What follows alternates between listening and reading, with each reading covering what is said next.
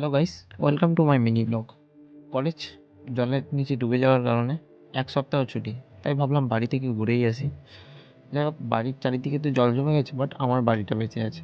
তো তাই জন্য একটু বাড়ির চারপাশটা দেখে আসি, তোমাদেরও দেখাই। এই করে কোবরাহাটি ফেরিঘাটে পৌঁছে গেলাম। বাসে উঠেই দেখি বাসের দুই পাশ যেটা অনেকটাই ডাউন ছিল, পুরো জলে ভর্তি। আমি গেস করছি প্রায় এটা 1 কোমর জল হবে। তারপরে নন্দকুমারের পরের স্টপেজ শীতলপুরে এসে দেখি পুরো মানে সামনের বাড়িটা তো পুরো জলে ডুবে আছে। NH ডুবে আছে, বুঝলে। এটা 3-4 দিন পরের ভিডিও, আমি ভিডিও করছি বাড়ি ফিরছি তো।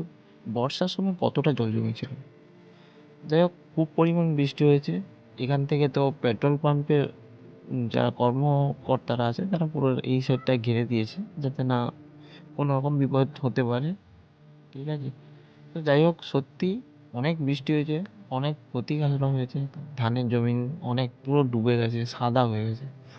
বাস থেকে নেমে বললাম দিদি আছে বাড়িতে, তো মিয়াও মোড়ে তো একটু ঢুকতেই হয়। মিয়াও মোড় থেকে নিয়ে ছোট্ট নন্দীগ্রামে সমুদ্রের ভিউ নিতে নিতে বাবার বাইকে করে বাড়ি ফিরে এলাম। দেখাচ্ছে অন্য একটা মিনি ব্লগে। টাটা।